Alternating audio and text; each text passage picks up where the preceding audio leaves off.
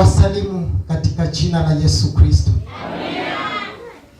Kwa majina yangu ninaitwa Anderson Karabu Mramba. Tuko pale sehemu za Bombolulu under Chief Executive Producer Servant Charles Opondo Ongoro, tukisukuma gurudumu la Injili kwa mataifa ili tuboreke katika viwango vya kumpendeza Yesu Kristo. Siku atakapofunuliwa kwetu tupate tuko watakatifu, turithi uzima wa milele. Pia Yesu makofi.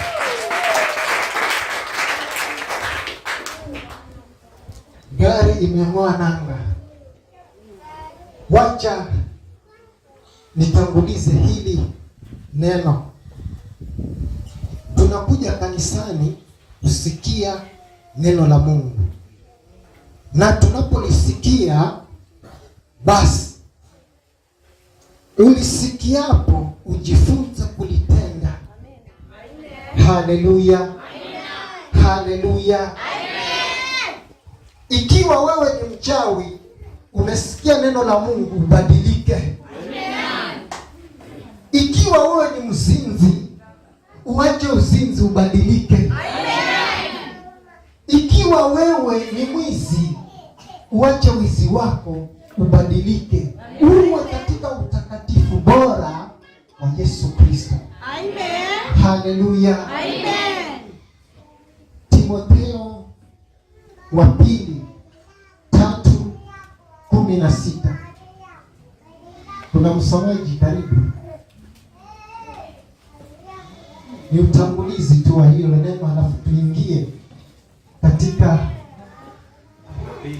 kila andiko lenye pumzi ya Mungu linafaa katika mafundisho. Amen. Kwa kuonya watu na kuwaadibisha ili wawe katika njia iliyo bora. Haleluya. Siko hapa ni kuhukumu wewe, bali niko hapa kukujenga wewe kiimani, uwe katika ubora wa Yesu Kristo, ili anapofunuliwa kwako akupate katika utakatifu. Amina. Haleluya. Kama umefika hapo, Timotheo wa pili sura ya 3 mstari wa 16 inasema nini? Kila andiko lenye pumzi ya Mungu ndio lafaa kwa mafundisho na kwa kuwaonya watu makosa yao, ndio na kwa kuwaongoza na kwa kuwaadibisha katika haki, ndio ili mtu wa Mungu awe kamili, amekamilishwa, apate kutenda kila tendo jema. 17 mstari wa 17. ndio Hapana. Ameisoma tayari. Ameisoma. Mchanganya. Sawa. Sasa hili neno la Mungu lina pumzi. Unapolisikia basi jifunze, likuadibishe. Yani kuadibisha kama kukunyorosha ama kukuweka usawa. Bwana Yesu asifiwe. Amen. Sikuhukumu, bali tunawekeana usawa. Ndio nikakwambia ikiwa ni mzinzi, uache uzinzi. Kama unavaa mavazi nusu uchi, ujifunze kuvaa nadhifu, ili uwe katika utakatifu wa Bwana. Haleluya.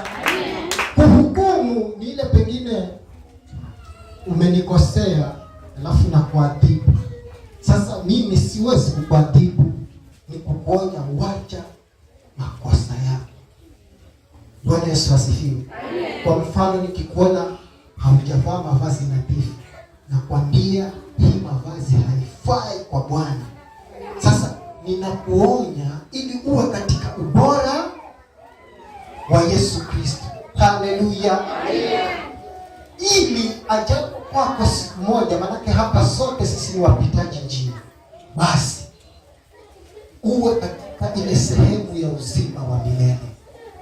Haleluya. Nataka tuzungumzie kuhusu uongo. uongo umetajwa na mtumishi Baraka ameutaja katika tu kupitia ile neno asubuhi. Sasa uongo katika hekalu la Bwana ama katika madhabahu, uongo katika madhabahu, unaweza kuandika hiyo kama kichwa cha ujumbe. Haleluya, amen. Dunia siku ya leo imekuwa katika udanganyifu mkubwa, na hata miongoni mwao wakiwa watumishi wa Yesu Kristo, lakini si mtumishi Baraka, lakini si mtumishi Charles Okondo Ngono. Hawajawahi kunidanganya. Bwana Yesu asifiwe. Wako waongo huko, lakini mimi ninajifunza kukaa katika neno la Bwana wetu Yesu Kristo. Na kukaa katika neno la Bwana wetu Yesu Kristo ni kusoma maandiko, kujifunza kuyatenda. Bwana Yesu asifiwe. Ndio utakuwa ule usawa. Hata yule muongo anapokuja kwako na kukuletea uongo, Roho Mtakatifu atakwambia huyu umemjua kitambo. Bwana Yesu asifiwe. Wakristo wengi hata wakiwa waumini ni waongo. Mimi nimemtumishi wa Mungu, nimeokoka, nina miaka 30. Hebu tufungue kitabu cha Wafalme wa Kwanza 13. Soma ule mstari wa kwanza mpaka wa 3. Ni hadithi tu ndefu nzuri, ili tuboreshe pia sisi, maana tunapoishi katika ulimwengu wa saa hii, waongo ni wengi. Miongoni mwao ni watu wameokoka, kumbe ajenda yao ni kupinga neno la Bwana likukoseshe wewe uzima wa milele. Bwana Yesu asifiwe. Anza tu wa kwanza hadi wa 5. Kuna mtu wa Mungu pale alituma. Wafalme wa Kwanza, soma. Wafalme wa Kwanza sura ya 13 kuanzia 1. Ndio. Na mtazama, akatoka mtu wa Mungu katika Yuda kwa neno la Bwana. Ndio. Akafika Betheli. Naye Yeroboamu alikuwa akisimama penye madhabahu afukize uvumba. Ndio. Basi mtu huyo akapiga kelele juu ya madhabahu kwa neno la Bwana, akasema nini? Madhabahu, madhabahu, Bwana asema hivi. Bwana asema nini? Angalia, mtoto atazaliwa katika nyumba ya Daudi. Jina lake Yosia. Na juu yako atawachinja makuhani wa mahali pa juu. Ndio. Wanaofukiza uvumba juu yako. Ndio. Na mifupa ya watu itateketezwa juu yako. Ndio. Akatoa ishara siku ile ile, akasema hii ndiyo ishara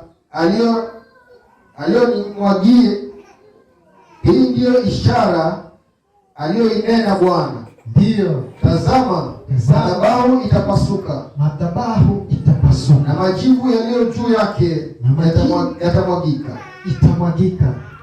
Ikawa mfalme Yeroboamu alipoyasikia maneno ya yule mtu wa Mungu, ndio, alipopiga kelele juu ya madhabahu huko Betheli, ndio, alinyosha mkono wake pale madhabahuni, akasema nini? Mkamateni. Basi ule mkono wake alionyosha ukakauka, wala hakuweza kurudisha kwake tena. Tosha tu hapa, tutaruka kwa sababu ya muda. Huyu mtu wa Mungu alikuwa ametumwa na Mungu ende Betheli ili kuwaonya wanadamu pamoja na mfalme Yeroboamu. Walikuwa wakiufukizia uongo madhabahuni. Sasa huyu mtu wa Mungu alipotumwa aende pale, maana watu hawa walikuwa katika nyumba ya Bwana kama vile sisi tulivyokuwa tuko hapa. Bwana Yesu asifiwe. Tumekuja kulisikia, lakini ndani ya mioyo yetu kunazo ibada chafu tunazozitumikia ndani. Tunafukizia mbali sadaka za uovu. Lakini leo nimetumwa na Bwana nije kwenu niwaambie ukweli. Msipoacha kufukizia madhabahu ya uongo, mtapotea. Bwana Yesu asifiwe. Sasa mtu huyu wa Mungu, kaa msomaji. Mtu huyu wa Mungu alipokuwa ananena ujumbe ule, kwa sababu ametumwa na Mungu na akaambiwa na Mungu, ukifika pale ukinena maneno haya, usile, usinywe, wala usitumie chochote huko, urudi na njia nyingine. Bwana Yesu asifiwe. Amen. Tunanena maneno ya kujenga katika imani ya Yesu Kristo, ili watu waboreke katika njia ya ufalme wa Bwana, waache dhambi zao, ili siku za mwisho wanaponyakuliwa waurithi uzima wa milele. Lakini wanadamu hawataki kulisikia neno la kweli, wanapenda uongo. Njoo vile ulivyo, utabarikiwa. Utanunua gari, utanunua chopa, haitakupeleka mbinguni hiyo chopa. Bwana Yesu asifiwe. Sasa anaongea haya, waache uovu, lakini mfalme Yeroboamu anasimama anasema, wewe unatenda kitu gani? Bwana Yesu asifiwe. Yule mfalme wa Mungu anasema, niitieni huyo, njoo. Sasa anataka kunyosha mkono ili amwadhibu, mkono wake ukakatika. Bwana Yesu asifiwe. Kukatika ni kama ulikauka. Vile ulikaa basi ulikaa hivyo, haunyoroki, haufanyi hivyo, haufanyi hivi. Umekauka ukisoma kwa Kizungu. Bwana Yesu asifiwe. Lakini ukisoma kwa Kiswahili unasema ulikatika kabisa. Sasa kukatika ni kuanguka chini.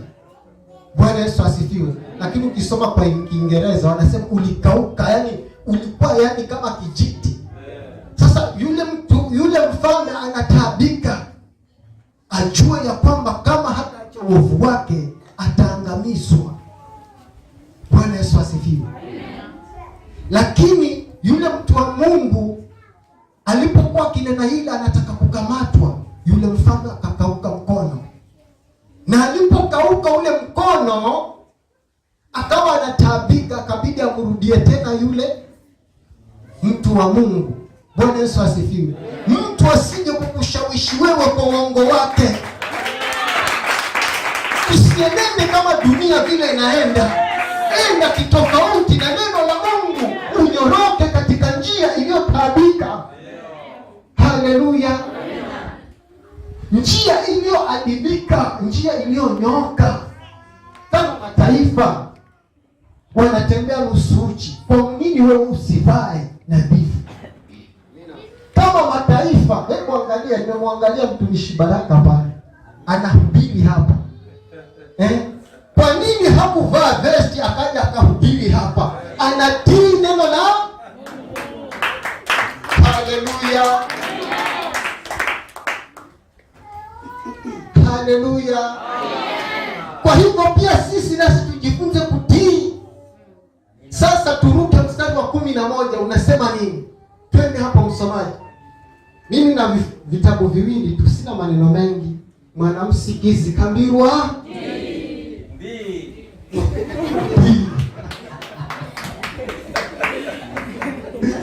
haleluya. Nataka usikie neno la Mungu, uboreke katika viwango. Usisikize porojo za uongo huko, usilete katika hekalu za Bwana, utabomoka. Soma mstari wa 11 unasema nini? Basi nabii mmoja mzee alikuwa akikaa katika Betheli, ndio, na mwanawe mmoja wapo akamwendea akamwambia kila neno alilolitenda yule mtu wa Mungu siku ile katika Betheli. Ndio. Na maneno aliyomwambia mfalme hayo nayo walimwambia baba yao. Ndio. Baba yao akawaambia, ndio, amekwenda zake kwa njia ipi? Ndio. kwa maana wanawe walikuwa wameiona njia ile aliyoiendea yule mtu wa Mungu aliyetoka katika Yuda. Ndio. Akawaambia wanawe, ndio, nitandikieni punda. Wakamtandikia punda, naye akapanda. Akamfuata mtu wa Mungu, akamkuta ameketi chini ya mwaloni. Akamwambia nini? Je, wewe ndiwe yule mtu wa Mungu aliyetoka katika Yuda? Akamwambia nini? Mimi ndiye. Akamwambia, ndio, karibu kwangu nyumbani ule chakula. Naye akamwambia, siwezi kurudi pamoja nawe wala kuingia pamoja nawe, ndio, wala sili chakula wala sili maji pamoja nawe hapa, ndio, kwani nimeambiwa kwa neno la Bwana, usile chakula wala usinywe maji huko, wala usirudi kwa njia ile uliyojia. Amina. Tosha kile, tutaenda tukiruka tu. Hiyo ni hadithi nzuri sana ya kujenga. Sasa pale katika yule mtao wa Betheli kulikuwa kuna nabii mzee. Bwana Yesu asifiwe. Kuna wakongwe hata wa imani, wanasema wakongwe wa imani. Lakini hawa wakongwe wa imani tusipowachunga wanatuporomosha jehanamu ya asubuhi. Haleluya. Tusikize watu wa Mungu waliokamilika katika njia iliyonyoka. Bwana Yesu asifiwe.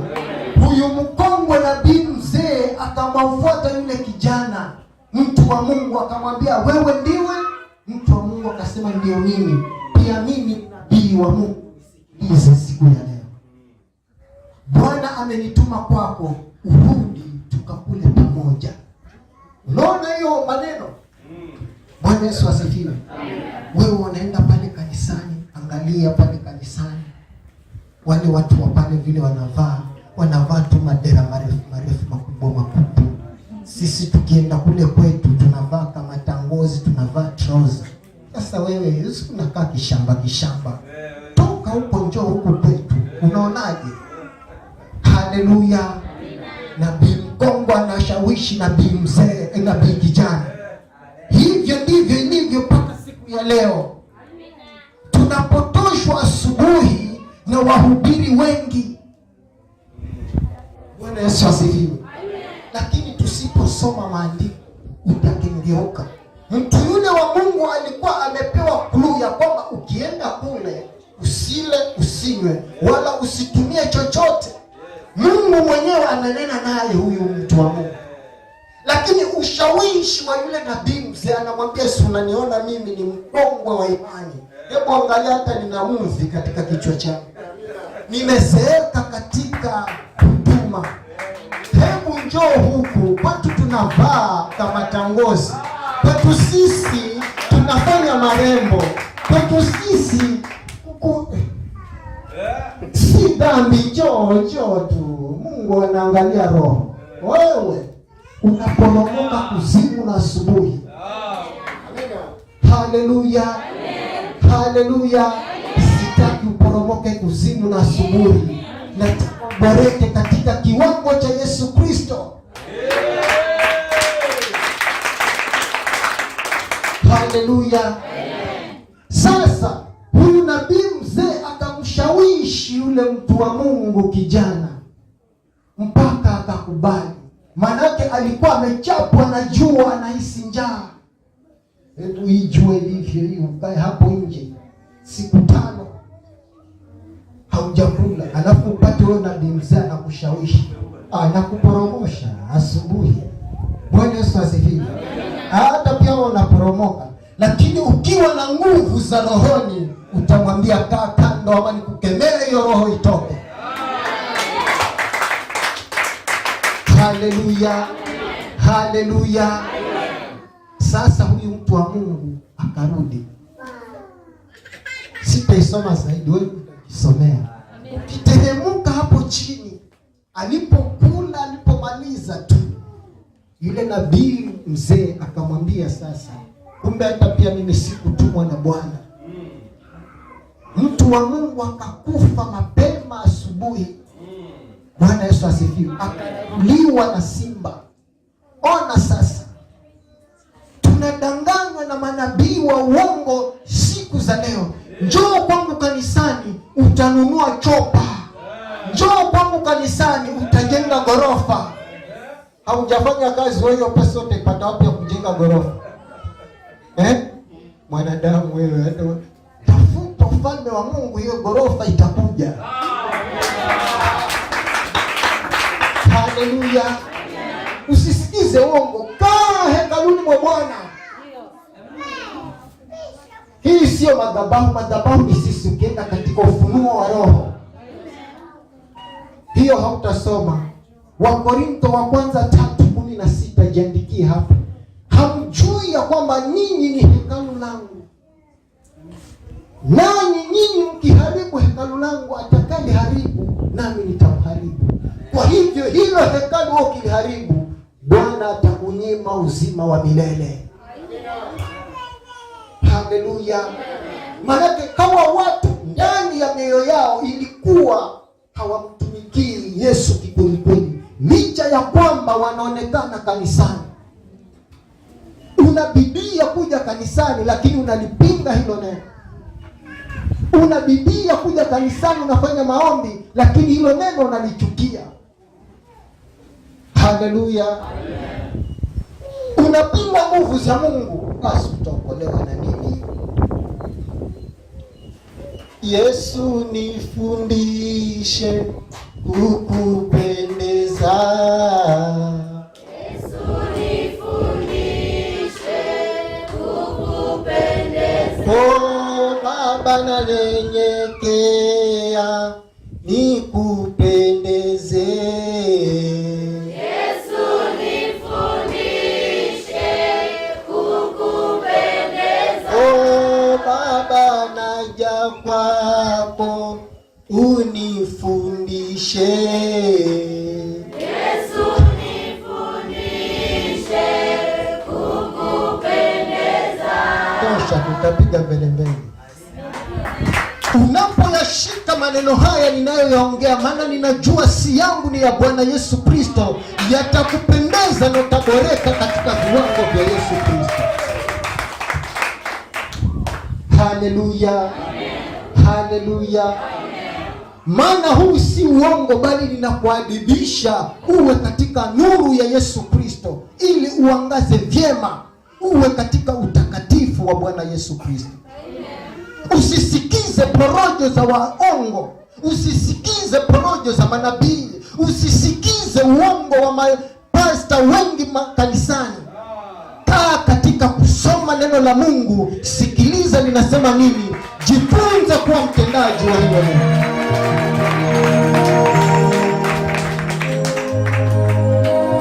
Haleluya. Haleluya. Kitabu cha mwisho, bado niko katika hiyo uongo. Timotheo wa kwanza 3, pale tumesoma 16, lakini kwa saa hii narudi nyuma hapo 5 uteremke chini. Hicho ndio kitabu changu cha mwisho. Kama vile nimesema, mimi si mwingi. Bwana Yesu asifiwe.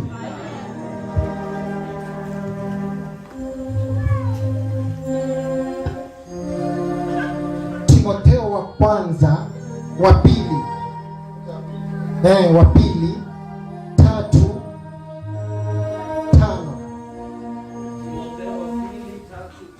Ndio.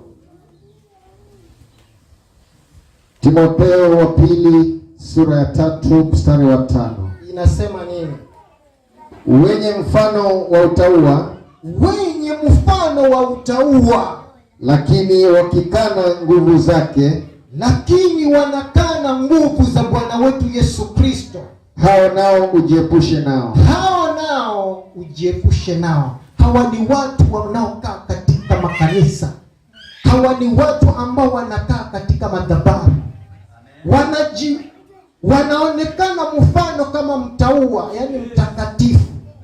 Akisema hivi, Bwana amesema, ninaona ya kwamba wewe kesho utanunua ndege ya kwenda Amerika. Haleluya. Ninaona wewe unanunua shamba kubwa hapa, inaitwaje, Half London. Utajenga ghorofa kubwa hapa. Amina. Lakini ni uongo, porojo tupu. Wanapinga nguvu za Mungu ili wakupotoshe wewe ukose uzima wa Yesu Kristo. Endelea. Shuka chini 6 hapo mpaka 8. Kwa 8 mwisho. Kwa maana katika hao wamo wale wajiingizao katika nyumba za watu. Kuna watu wanajiingiza katika nyumba za watu na kuchukua mateka wanawake wajinga. Wanachukua mateka wanawake wajinga, wenye mizigo ya dhambi, waliochukuliwa na tamaa za namna nyingi, ndio wakijifunza siku zote, ila wasiweze kabisa kufikia ujuzi wa kweli. Sasa hawa watumishi wa uongo wako katika makanisa, wengine hata wanatembea njia wakitafuta wanawake. Kanisa hili mwanamke anasimamia kanisa. Sisi ni wanawake wa Yesu Kristo. Hata mimi ni bibi wa Yesu Kristo, maana nimeolewa. Ndio naniona niko hivi, niko chini ya amri ya Yesu Kristo. Wewe ukija kwangu ati mimi ni mzee na bibi na watoto 7, watu ukiniambia nikuoe wewe na kukemea hiyo roho ikutoke. Amina. Maana ni ya shetani. Sitaki ukose uzima, nataka uboreke katika viwango vya Yesu Kristo, ili tuingie sote uzimani, tukimwimbia Bwana Yesu Kristo, Hosana, Hosana, Hosana.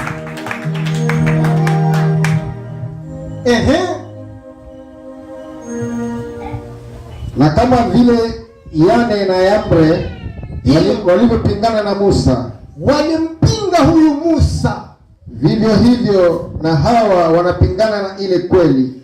Hawa watumishi waongo siku zote wanajidai mimi nimeokoka, kumbe wanapinga ile kweli. Ni watu walioharibika akili zao. Ni watu kumbe wanaambiwa wameharibika akili zao.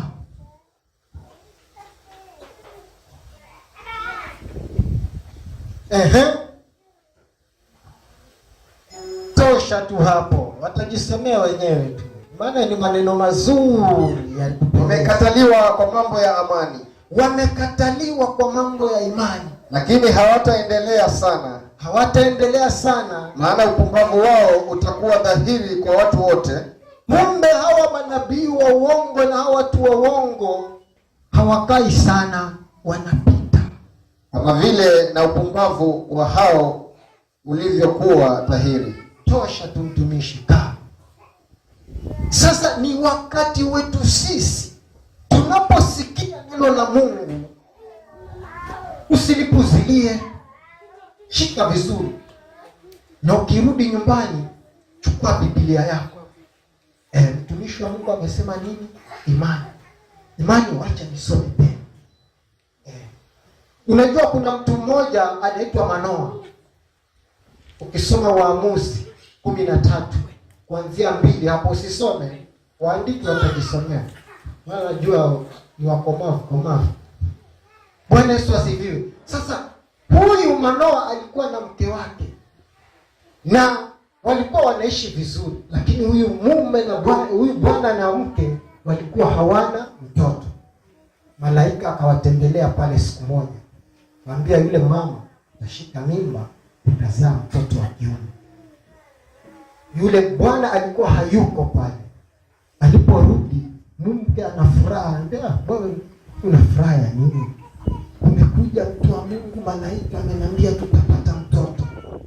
Sawa, nimesikia. Manoa huyo anasema nimesikia, lakini wacha pia mimi nimuombe Bwana, nimuombe Bwana anipatie huo ujumbe, nipige kitu.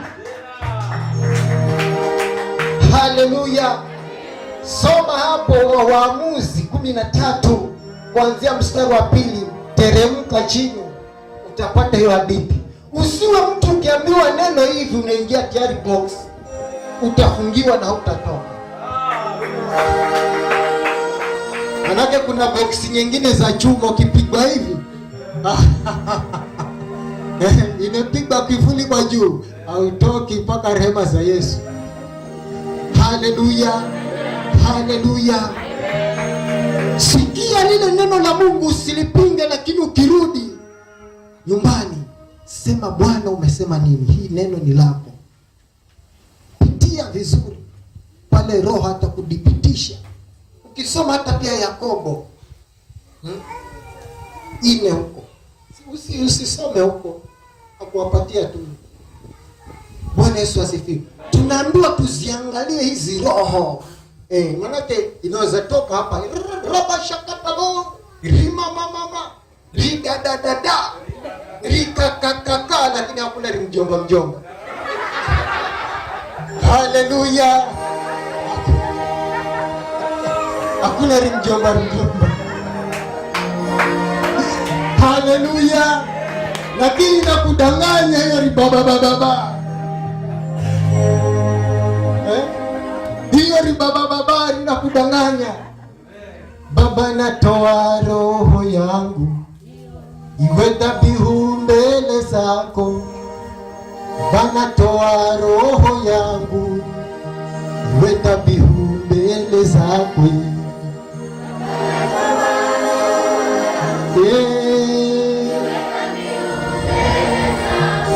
Oh Baba,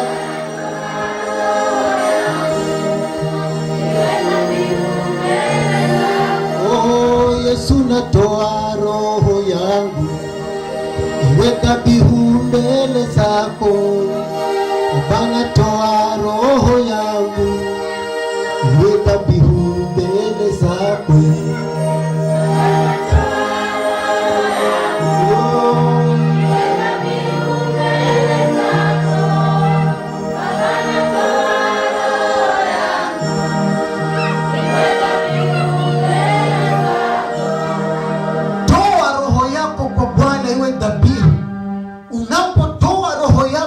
Dhabihu mbele za Bwana. Uongo ukija hauna mahali pa kukaa, manake kuna bulletproof. Unajua bulletproof ikigonga hapa, kama nimevaa ya eleze na anguka chini. Bwana Yesu asifiwe. Sasa nawe bulletproof yako ni Roho Mtakatifu wa Bwana. Anapokaa ndani yako, dhambi haiwezi kaa, manake inateleza na kusukumwa.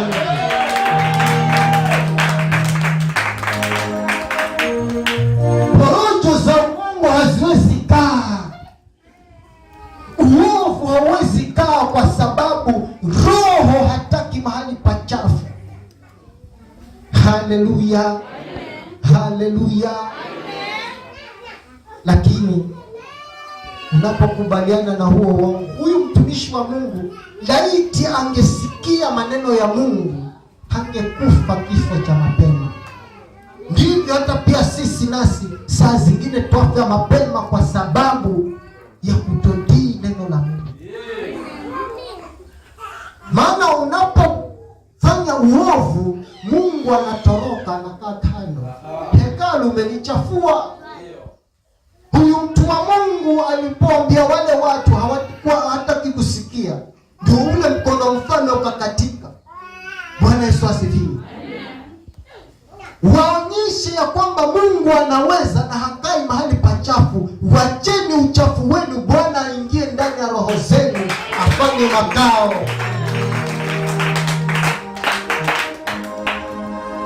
Haleluya. Na anapofanya makao, basi yeye atakuwa ni mwalimu kwako. Mwanangu, umesikia hayo maneno? Piga X kubwa. Bwana Yesu asifiwe. Usisikize hizo porojo, ni za waongo. Hiyo chopo utanunua wewe, haujafanya kazi, hiyo pesa itatoka wapi? Na tunaambiwa tutoe jasho.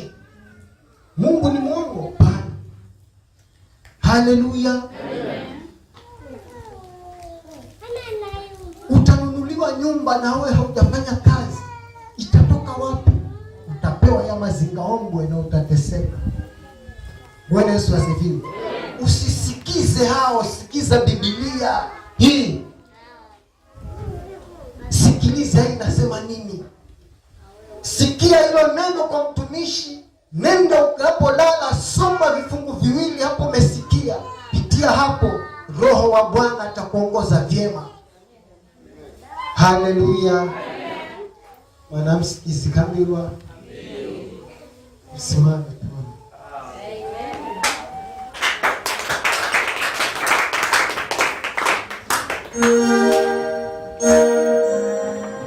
Hakuna wa kufanana na Yesu. Hakuna wa kufanana na Baba.